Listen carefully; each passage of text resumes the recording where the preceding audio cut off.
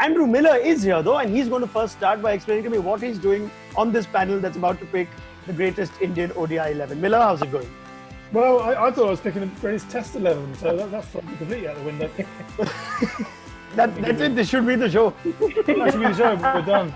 Change the topic. We'll be back next week.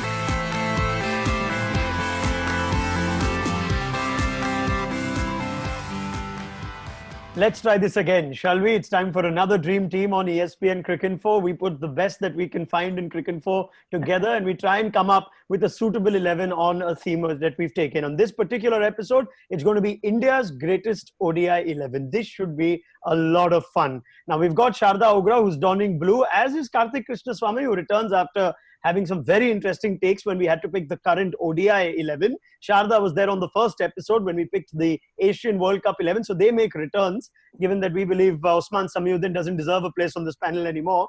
And neither does the editor-in-chief. Samit Bal is out. Andrew Miller is here though, and he's going to first start by explaining to me what he's doing on this panel that's about to pick the greatest Indian ODI 11. Miller, how's it going?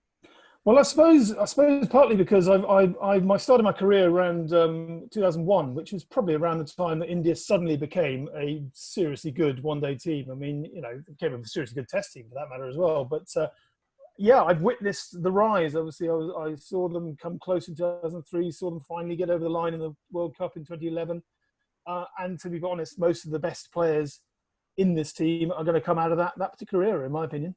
Brilliant. And it's quite nice, actually, that the start of this show, the first Indian cricketer to be named has been Mohammad Kaif. So that's nice. That's a nice little touch. But there are others that perhaps make a stronger case to be in India's greatest ever ODI team. We're talking about a champion team in 2011, a champion team in 83, the anniversary of which was celebrated only recently. So how many of those players actually make it into this ODI team will be very interesting to know. But Sharda's watched more cricket than anyone perhaps has in India, and Kky watches more cricket now than anyone on this panel does. So this should make for a very interesting mix. Let's go for it, and let's start that with the way that we normally tend to. But in the interest of time, might I just have a word on Sachin Tendulkar, Virat Kohli, Kapil Dev, and see whether these three players, along with MS Dhoni, whether these four players all slot into your teams without any doubts at all. So let's start with you, Sharda, when we talk about Kapil Dev. Fair pass. I mean, there's no way that we are still looking for the all-rounder to replace Kapil Dev. You know, we are now many decades after his retirement. He has turned into many things.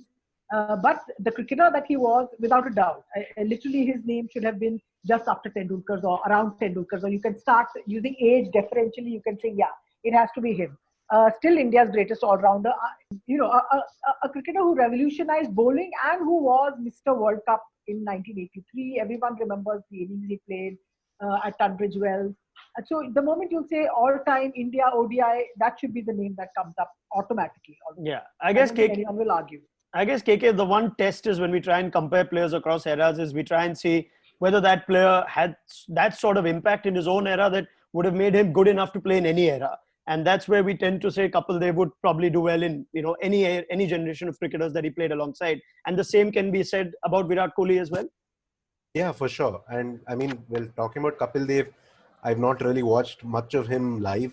But like you just look at his ODI numbers and even today they'd be like fantastic. Like the batting strike rate, for example, like it was 90 odd then. Now it would be worth like 115 probably. And his bowling, you know, like consistent day in, day out type performer with the ball, and fantastic fielder as well. Similarly, like you said, Kohli, he'd fit in any era, as would Tendulkar or Dhoni. So these four names, I don't think anyone's gonna have any kind of disagreement about them. India have been gifted that not only do they have Kapil and Kohli and Dhoni, but perhaps even Virat, and Tendulkar, that have four players that you could say across eras that could have been that good. Few teams, even the great Australian teams, perhaps, that you could pick so many players that you think would have been damn good or at their best, no matter what era they played in. Absolutely. I mean, yeah, you look at Tendulkar, we haven't really talked about yet. I mean, just I was lucky enough to re-watch a lot of the 1996 World Cup recently because we're doing our retro live stuff on Cricinfo, and just watching the purity of the stroke play. I mean, obviously it's a different era then, but there he was, unleashed at the top of the order and just give him full license to have a go. You know, recognition that we're the best batsman in our side. Give him the full 50 overs and see what get out of it. And he was immense. I mean, he was the outstanding batsman along with Mark Waugh in that tournament, both of whom, unsurprisingly, were opening the batting. So you know, even though we got people like Rohit Sharma, Virender Sehwag is worth a mention. I think you've got to say that Tendulkar has to open in this all-time team simply because of what he achieved in breaking the mold in that position back in the 90s. The 4 sure shots that we do present in at the start of this discussion: Kapil Dev, as Sharda points out, Virat Kohli, as KK mentions, Tendulkar, as Andrew points out, and of course MS Dhoni would probably make most ODI teams in the world, and most certainly as the frontline wicketkeeper choice. There's no one better than Dhoni when it comes to the ODI game. Good choice, good chance that he would be captain by the end of this discussion, but there's an interesting tussle between him and perhaps Kapil Dev for that position. Right, let's go to the batting order then. At the start, I'd like to ask everyone if everyone believes that Tendulkar should open. Is there anyone who believes he shouldn't? No. So in which case, the conversation is about who partners Tendulkar. Of course, Virender Sehwag was known to have this chemistry with him, but he became a far better test player than he was an ODI player. We know the kind of runs that Saurav Ganguly has posted as opener. That would be a very interesting conversation. And there is Rohit Sharma, who seems to have made a very strong claim as one of India's greatest ODI openers of all time. So Sharda, who is your partner for Sachin? I have to be biased. What is the opposite of recency bias? I am that okay. Sort of. Are you going to say bias. Shrikant? I am going to say Ganguly. Yeah. Okay. Yeah. All right. Fine. So not so old. Fine. Yeah. So not so old, but yeah, literally sort of going back because of the fact that they were such a good pair together.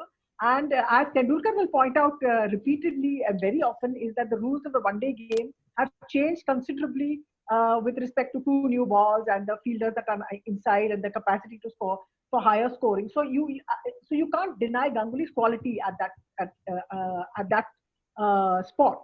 And he's board president now. Come on, show some respect. Is that right? All right.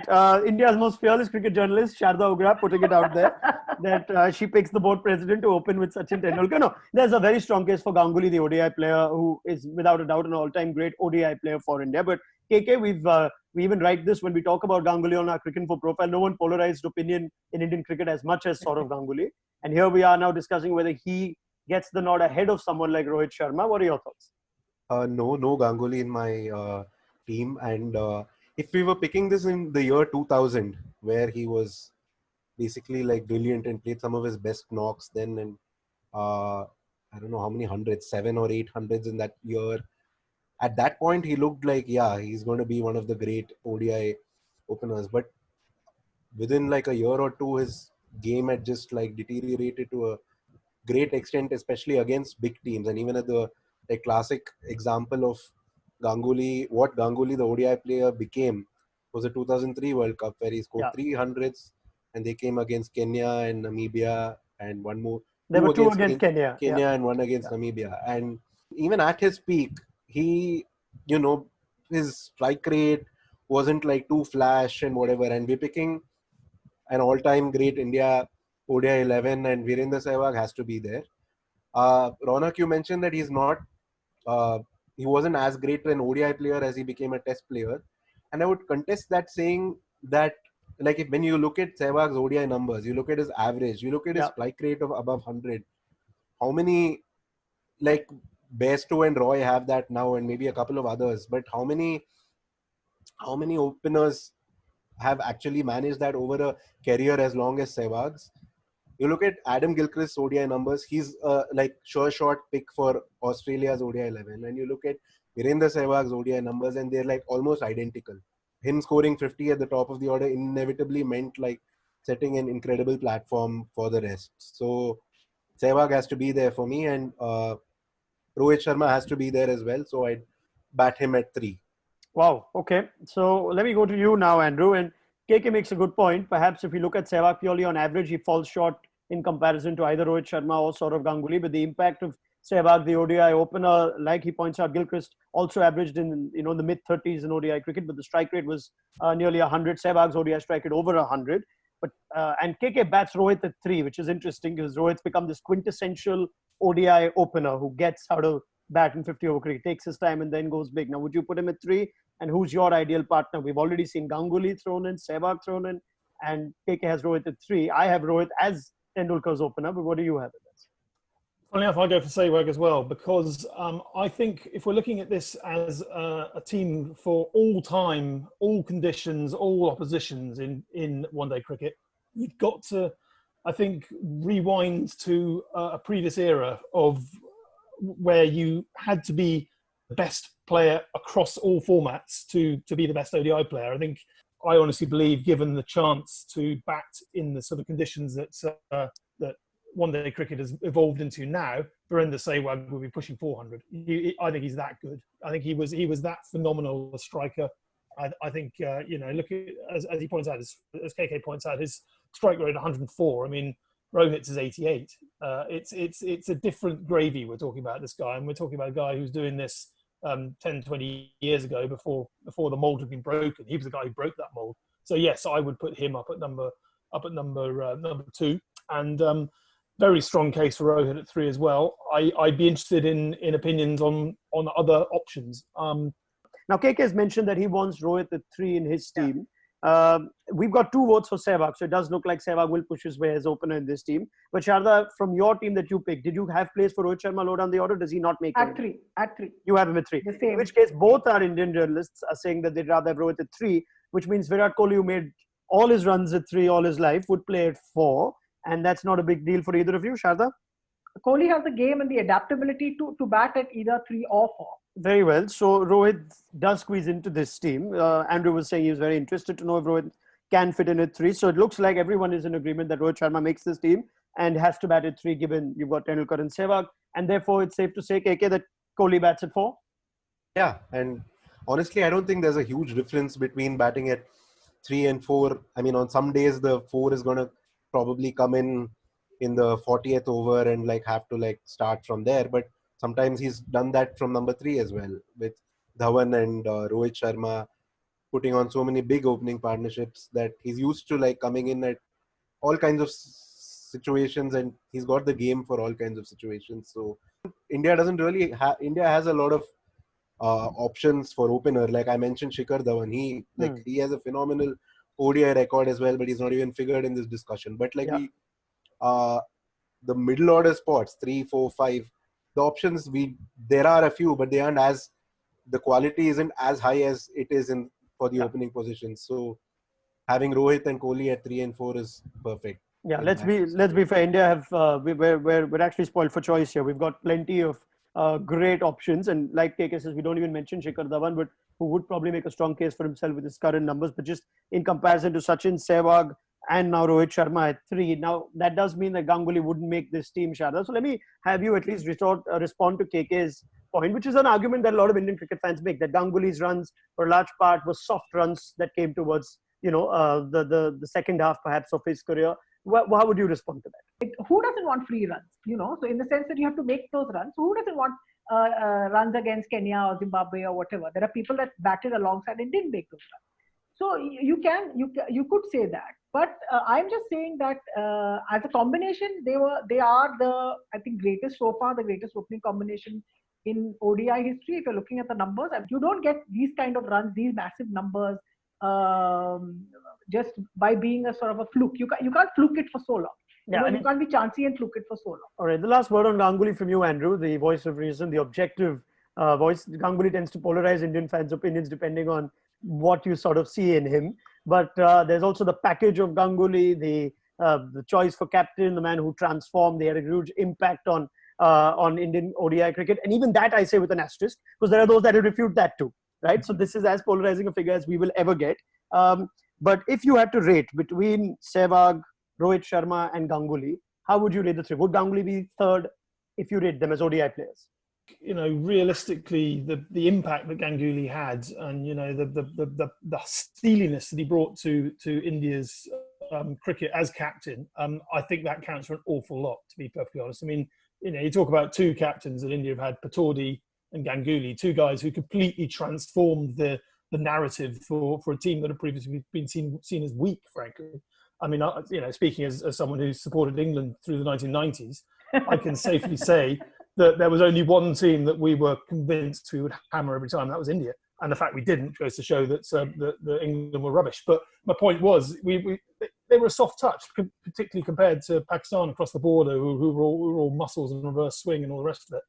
Along comes Ganguly, and his influence is instrumental in changing that mindset. So irrespective of the runs, the mindset counts for an awful lot. And the runs were pretty handy too. Although Ganguly against a short ball, there were doubts about him in that respect. So I don't know. I rate him incredibly highly as a cricketer. But do you rate him high enough to perhaps reconsider your case for Sehwag at the top or Rohit Sharma at 3, because that's as low as Ganguly can bat? I don't think I do. No, I don't think I'd want to remove Sehwag from opening, regardless of the very strong case. Sehwag played in 7 less ODIs than Ganguly did, and Ganguly made about. Sehwag made 8,000. Ganguly made about almost 12,000 runs. That's 4,000 runs more on the basis of whatever. So I'm saying, how many of those runs are you going to count as chancy, iffy? He got them against Zimbabwe. No, absolutely. So that's what in terms of the sheer monument of runs, and the point is that he got it batting at the top of the order, and he had a good gel with Tendulkar, who is your absolute a no-brainer choice at the top of the order. I think Ganguly sort of deserves to be there. Sharda, how many balls did Ganguly use up while making those runs, and how many balls did Sehwag use up while making his runs? 1 second, you're looking at what? Strike rate 73 and 104.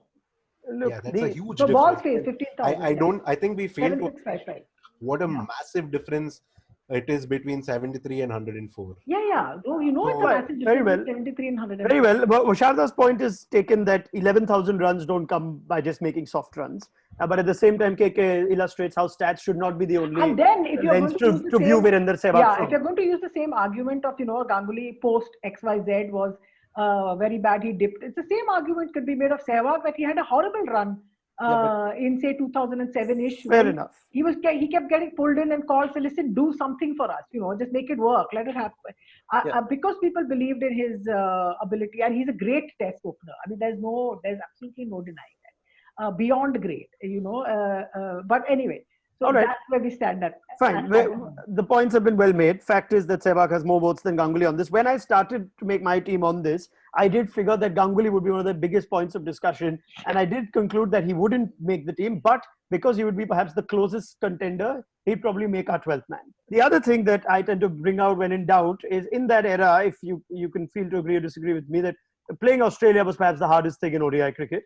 And if we just look at numbers there, Sehwag, who averaged over 40 when he played Australia, and Ganguly averaged in the mid-20s. It's just one of those things which gives you a small perspective, perhaps, on a little perspective on the impact of both players against the highest level of opposition. But anyway, we've got Sachin, Sehwag, Rohit, and Kohli slotted in. So now we come to the middle order. We know that Dhoni and Kapil will make this team. That's what all of you have agreed with. Yeah. Which means that there'd probably be 2 slots that we have. I'm sorry, maybe 1 or 2 slots, depending on the nature of the team that you have. Kky, let's start with you. Instinctively, I'm a Azhar man more than a Yuvraj man. I mean, I just watched. Is that how we divide the followers? Is it either you're a Yuvraj man or an Azhar man?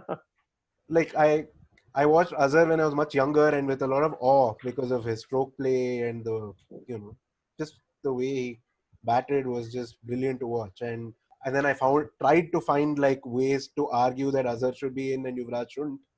I looked at their strike rates and I compared them with the overall strike rate in the matches that they played. And then I figured I can't make that argument, and like I have to go with Yuvraj Singh. So an honourable mention for Azharuddin, who of course is a prolific run maker as well. But yeah, Yuvraj Singh. Sharda, he won India their 50-over World Cup and their 2007 20 World Cup and a Junior World Cup, and he knows how to win title. He knows how to win title. And he at one point before, in the pre-Kohli era, they said, look, he could be India's greatest ODI cricketer, 50-over cricketer, because of his all-round skills and his pie-chucking bowling, all the rest of it. So I think he should have been 5 of the choice, the absolutely dead sure 5. He should have been in 5 and not 4. You're happy with Yuvraj, Andrew, I'm guessing. Oh, totally. I mean, the number of times that Yuvraj came to the party in that World Cup winning performance. In that in itself, his performance there, and again in the 2020 as well. There are moments that he's come good on the biggest stage. He's a big game player for India. He's proven that time and time again. That does mean that Rahul Dravid does not make this team. And now let's have a conversation on that. For again, the 10,000 plus runs transformed his role and whatnot. Yes, the numbers would make an argument in terms of strike rate. He doesn't match up on average to the likes of Tendulkar and even Ganguly for that matter. But Sharda, should we at least have the conversation of Rahul Dravid as a? The only thing is, it'll be very hard to fit him into this side. So I've got the lineup which has got Kapil at 6 and Dhoni at 7. Hard to fit Dravid in unless you want to fit him in as wicketkeeper, which you can't do ahead of Dhoni. Which ahead of Dhoni you can't do. So which is what had worked for India, and for him, he may not have loved wicket keeping, but it worked because they said, listen, only 27% of the balls reach the wicket keeper in an ODI match. So why don't you just hang around and be there? But you can't fit him in. That's the whole tragedy of it. And his best ODI batting came from around that 2003 World Cup, where he started keeping regularly, to pretty much the end of his ODI career, where he was batting at 5 with Dhoni and Yuvraj to follow and kind of, shepherding them along, though they really didn't need shepherding, but, batting really well with them in partnership. And he did an outstanding job in those years, but we have all these other guys. So where does Dravid fit in? If you ask me, then I'd say that if India find themselves in the World Cup semi-final position that they did last year, 10 for 3, 10 for 2, probably the man that I would want to send is Rahul Dravid still in that team, in spite of all the great names that we pointed out. But he doesn't make a place. He doesn't make a case for this team. What are your thoughts on it? Yeah, I just feel with the greatest respect to a guy who I've admired for years. I just find him a bit too beige for this lineup. I think he's the utility safe hands. I even remember him being drafted into the T20 side in 2011 when they were an absolute shambles. He was basically retired, but so fine. If you really need me to play, I'll play. And he did a job, and that's what he always did. He always did a job, and he did a job that absolutely, top job. But you want someone who's going to do more than just a job in a lineup like this. And when you've got Tendulkar and Rohit and Sehwag and Kohli already, you don't need a safe pair of hands. One of those guys is going to bat through. You want people who are going to riff off the solidity you've got up top there. Due deference to Rahul Dravid, him and Ganguly both miss out on this team, and we'll come back to that perhaps a little later. But yes, now moving on, let's get MS Dhoni and knock off that conversation. The finisher, the score setter, along with the total setter, along with the Yuvraj, and a good behind the stumps, good in the mind. He should captain, of course, because he's an unbelievably astute and clever one-day captain. So there's no contest. There's nobody, I think, that you can put up against him. I guess there's very little you can say against Dhoni now, and he walks into this team. So we could come back to that later. But let's now move on to this mouth-watering discussion that KK has us ready for. KK, why Hardik Pandya? Because India have never had Kapil Dev probably, but a batsman. He's not anywhere near as good as Kapil Dev as a bowler. Let me quickly hasten to add. But a number 7 who can hit the way he does, and he offers something with the ball as well, something more than the part-timers above him do. And I'm thinking that if you're playing an ODI right now with the power play rules as they are, where the middle overs you only have 4 fielders outside the circle. If you notice Yuvraj Singh's career, until that rule change happened, he used to bowl in every match and bowl a lot. As soon as that rule change happened, his bowling output dipped considerably because that extra fielder, not having that extra fielder outside, really separated a genuine fifth bowler from a part-timer. So I feel that we do need a guy who's a fifth bowler. Some of you might have 5 specialist bowlers, one of whom is Kapil Dev. But I feel that leaves the batting order a little short. So, and you may say that, we have all these huge name batsmen. Before that, do we really need batting down to 8? I would say yes, because just having somebody there frees up the guys at the top to bat more expansively, and you need that in ODI cricket. So, which is why Hardik Pandya, we haven't had a cricketer like him before. So there aren't any other candidates for that position unless you bat Kapil above, in which case you don't have that kind of batting at 8. So I wanted that, and I had to have Hardik Pandya in for Okay, that. that's very interesting, KK. And what that would do is it would leave out one sort of strong bowler. Yeah, Yes, for one sure, strong bowler case that we would have to come to. I wasn't blown away by his contributions in the World Cup. I thought, I don't know, hit and miss, I suppose, which I suppose you can get away with in a team like this.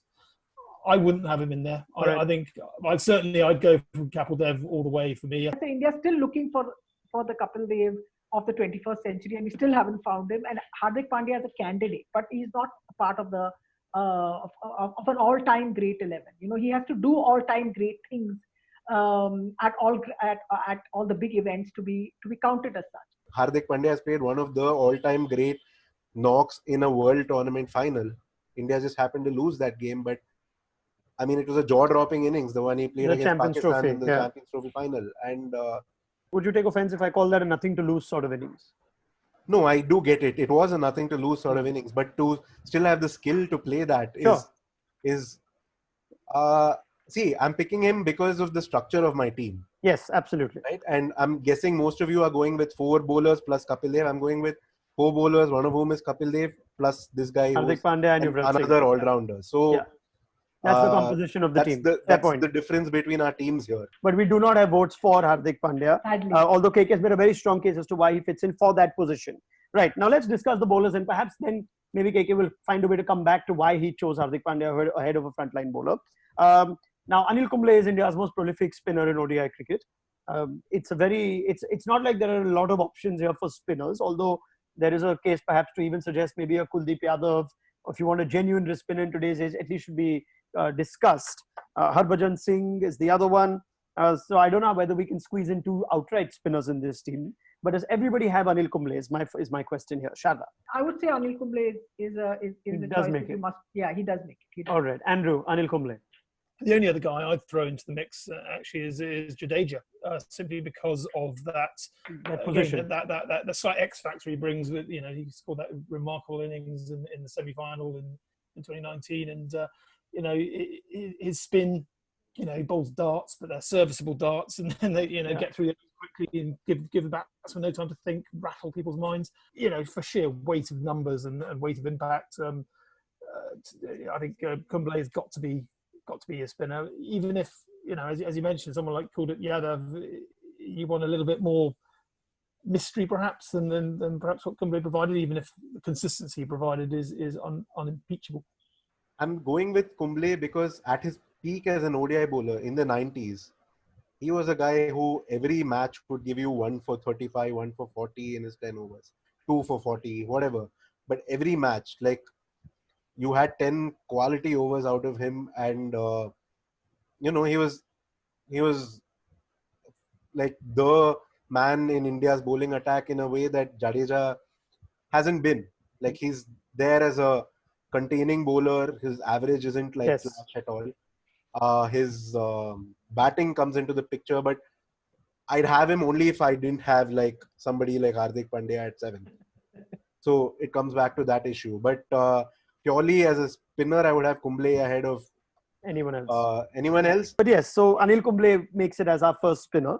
Yeah. Now the very interesting discussion of the 3 slots remaining, which, given that Hardik Pandya has been outvoted for now, we can come back to it depending on KK's choice of bowlers. But now we need 3 seamers, and there are quite a few names we throw up. Zaid Khan obviously would be the most impactful, you know, the left armour, which he stands alone with, being a left arm seamer. Javagal Srinath is India's most prolific pacer in ODI cricket. And Ajit Agarkar's name will be thrown in here, friend of Cricinfo, of course, but more importantly for the impact that he did have in this format, and in fact ended with more wickets than Zaid Khan, for whatever it's worth. But there was a time where Agarkar was getting ODI wickets, you know, even though he wasn't making the team as regularly as pacers around him. There's Venkatesh Prasad that we throw in as well. Yeah. And for a small, but perhaps he wouldn't make it. Irfan Pathan's name is mentioned as another all-round option, but didn't make the cut perhaps as the others did. Yeah, there's Bumrah and Shami from the current pack that make very strong cases. Yes, KK, So sorry. Jasprit Bumrah, Kapil Dev as my two main fast bowlers, because I'm going with Kapil Dev at 8. And the third one, who, like it's a Kuldeep or this other guy. And this other guy, like I said, has to be like a wicket taker, a pure wicket taker. And India has had only one bowler who's taken 100 or more wickets with a strike rate below 30. And that is Mohammad Shami. And he's my, like the guy I have there as a pure wicket taker. And other options, Zahir Khan, he had one really good World Cup. But other than that, like he was rested a lot from ODIs, and he wasn't that consistent an ODI performer as we make him out to be in hindsight. Right, that's interesting, Shada. KK puts some very strong points as to why he wouldn't pick Zahir Khan in this team. But as we go back to the 2011 World Cup, it's hard to ignore what Zahir Khan did. Absolutely, and Zahir had a patch in his career where he was literally, it's like he had, not in 2000 where he just burst onto the scene as again another successor to the Indian fast bowling tradition that we were waiting for it to recover at some point. Say from about 2007 onwards till the time that he retired, it's literally like he found what he knew his game. And KK always talks about how big tournaments, a big deal is made about big events. But I think big events are almost become like markers in a player's career. He's got skills. I mean, that's fundamental. The fundamental thing he brings is genuine, left arm skill. He's the closest thing to Wazam Akram, I think, that has happened in the last 10 years or 20 years now, really. Yeah. And I think you can't discount the angle, the pace, the in swing, the out swing. I don't see how you could go into this into any tournament without a weapon like him in your side. I definitely have him in there. All right. So with enough votes for Zahir Khan, he does make the case. He does make this team, and KK's put the contrarian view as well. It does look like Mohammad Shami would be an interesting one. Yes, coming to you, KK, you can make a point on Zach, but I'll then also carry on and talk about Bumrah, because I think that's a very, very good choice, and one that, in spite of him having a relatively short ODI career, he already has that sort of impact that would make a strong argument for him to be in an all-time ODI 11. He can bowl you like a brilliant new ball spell like he did against South Africa in that World Cup. He's great at the deaths. And lately, like, teams kind of try to see him off, and he hasn't been getting as many wickets, but that's also like a marker of the great skill he has and the great respect that he is kind of generated in the opposition. So I don't think anyone's going to have an issue with him being in this team. Andrew, the only argument that perhaps someone would make is, he's been around just for 4 years. There's a longevity issue that we should look at for Bumrah. But with what is now 100 plus wickets in 64 games at an average of just over 24 and a strike rate of 32 at a time where you think bowling has been at its hardest, would that make a strong enough case on its own? The impact of Bumrah in only 4 years and one World Cup of cricket that he should be issued into this team? Oh, totally. I mean, I recall the terror that he brought to every spell of the last World Cup. Just that sense that you feel like you're in a position to maybe dominate, but then you think, oh my God, Bumrah's got to come back to the death, and you get that angle, the late dip into the stumps, and the pace as well. There's so much that he brings and does consistently. That's I mean, he's an absolute game changer, and he's a unique style of bowler as well. The only thing about, as you say, he's not been around long. Will people find him out in the way that some unconventional bowlers do get found out? I'm not sure they will, because how do you find out a guy who can come around the wicket and dip the ball into your toes at 90 miles an hour and do it consistently? It's not a find outable scenario. Sure. Really, it's just you just got to survive it, and that's really what he offers. I mean, as death bowlers go, he's one in a million as far as I'm concerned. I mean, I'm a fan of Bumrah as he is at the moment. I'm just very wary about the all-time great, because I would like to see all-time great things happen. So he's had a fantastic 2020 performances. He's done superbly well at the IPL. He's had some terrific performances at ODI game. But I'm thinking all time, and it could just be my sort of very old-fashioned way of looking at things, a very 20th century. So I'm thinking, Venki Prasad wasn't such a bad name either. He wasn't, he was a bowler of skill as well. He didn't have huge pace, but a very clever bowler, very successful in his way. Sharda mentioned that, she's not convinced by the span of Bumrah's career. Yes. He came in 2016, 16 is when he was started. it? Yeah. End of 15, beginning of 16. And we are now in 2020. And Venkatesh Prasad made his test debut in 1996. I think ODI debut a year before that. And he was done by 2001. So he's not had that many more years than Bumrah has had. So, there's no argument that Venkatesh Prasad would get into this side ahead of Bumrah. But there's no doubt that he was a really good bowler in his time. As Kky points out, that perhaps the span of Prasad's career isn't long enough. Srinath is probably of the two. He's the one I think would tick the boxes of all time. And I certainly would love to see, bear in mind he did bowl in a World Cup final, and I think that was the last game he ever played, wasn't it? But if he'd had a chance to play in a stronger era, maybe he would have been a key part of a winning side. If I look at that team one more time for everyone's convenience, you got Sachin Sehwag, Rohit Kohli, Yuvraj, Dhoni, Kapil Dev, Kumble, Zahir, Bumrah. My batting order is a bit different. That's fine, but Kumble, Zahir and Bumrah, that's 10. So now we're looking at an 11th, which could either be another spinner in Kuldeep Yadav, it could be another pacer in either Shami, Srinath. Right. So who's our final bowling choice? Shami is often overlooked. Even when in the course of this 2019 World Cup, Andrew, he wasn't a regular in the ODI team, and all of a sudden they went to Shami before the World Cup. He had a brilliant World Cup even in 2015. His numbers are outstanding in terms of strike rate, and he can bowl at different phases in the ODI game. He's certainly an option in the middle overs, and he can certainly be used as a death overs option as well. Is he making a strong enough case for you to come in ahead of Srinath? He's certainly a very strong case. I just looking at the way that the team's balanced, though. I mean, and again, looking at the most recent team to win a World Cup, England. The one thing that England had in the middle overs, in particular, was Liam Plunkett, a guy who uncomplicated pace, just hit the middle of the pitch and cause problems for set batsmen. Yeah, and I can see Srinath doing that role. I could see someone like Munaf Patel doing that role, to be honest. Someone's an uncomplicated thug, basically, just to come through and make things a bit lively. Shami, I don't know. Shami's a bit more up to the bat, isn't he? I don't know, in terms of the balance that we've got.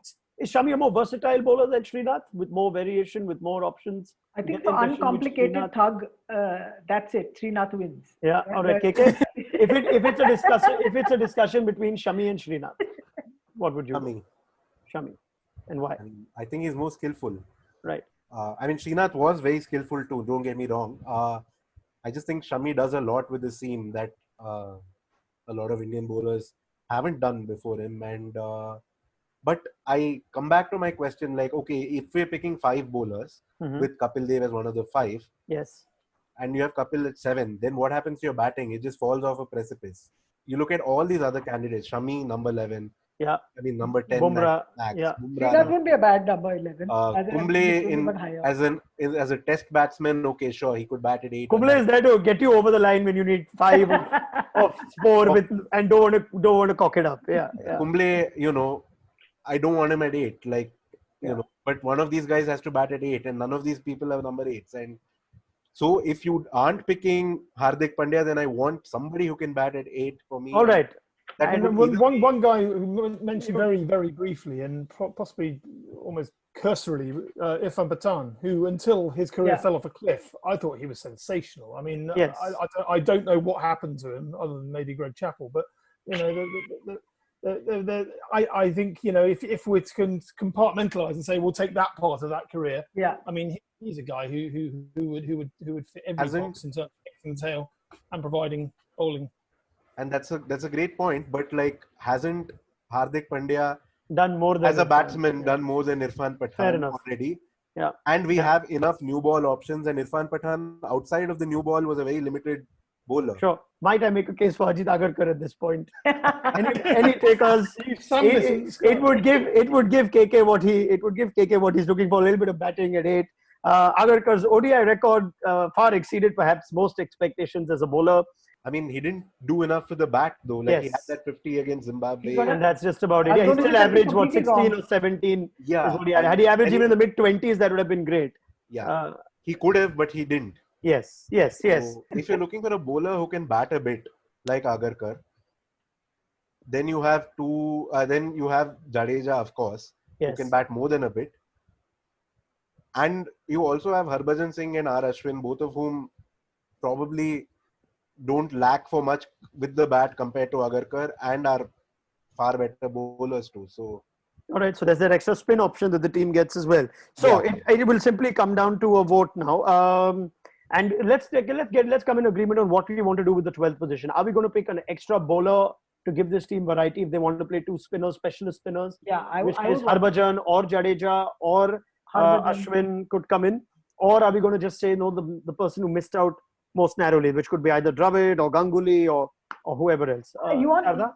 I think you want your team to be well balanced and not out of sentiment. And Sure.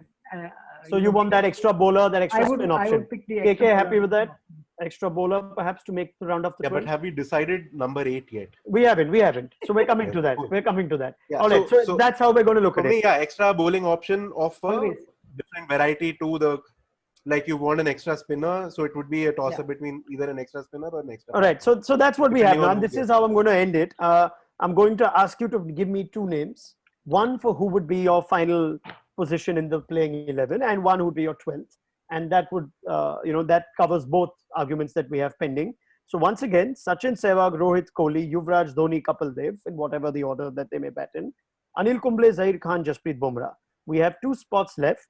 Contenders, Srinath, Shami, Kuldeep, Prasad, Jadeja, Hardik Pandya, Irfan Pathan, Agarkar, and feel free to go anyone out of there, but these are the ones that we've mentioned. So I'd like you to give me two names now, one who fits in the 11 and one who would be your reserve player.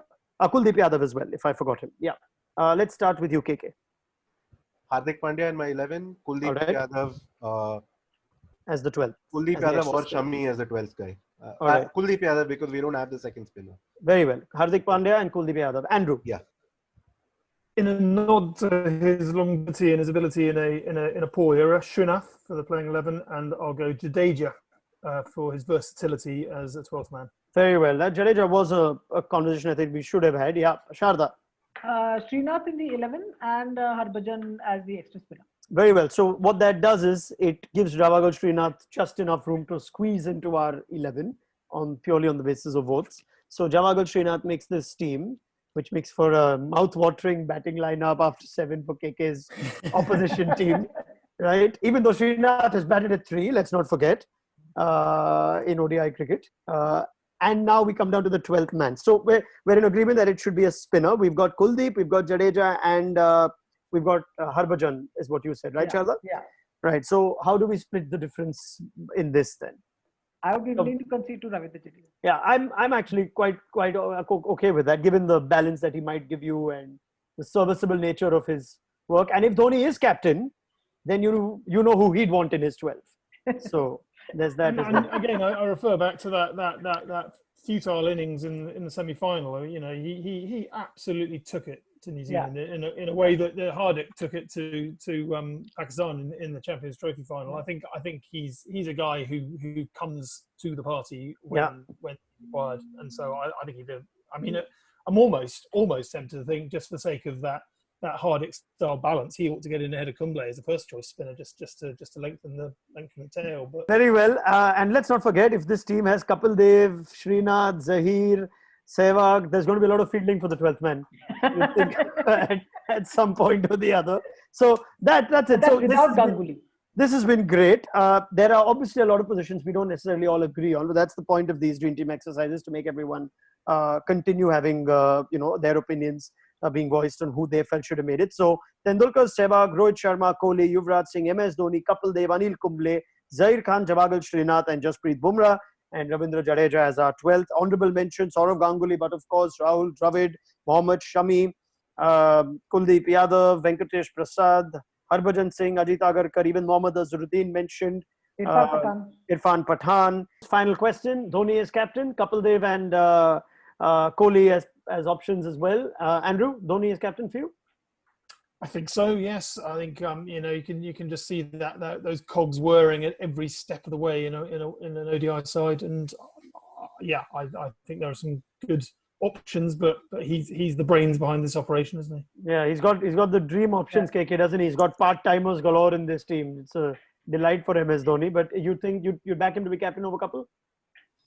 Yeah, I mean, I don't really Care that much. Like, honestly, these are like top class cricketers who know what to do. They don't need somebody mentoring them or whatever.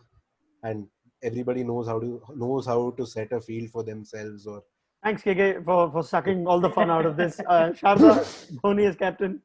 You think so? You think so? You sort of no, definitely captaincy wasn't Kapil's strong suit. So you can sort of argue a little bit about Kumble, but Dhoni pretty much. He's value stuff. Yeah. All right, brilliant. Andrew Miller, Karthik Krishnaswamy, and Sharda Ogara, thank you very much for your time and your thoughts. This was another episode of ESPN Cricinfo Dream Team, where we managed to put together what we believe is India's greatest ever ODI.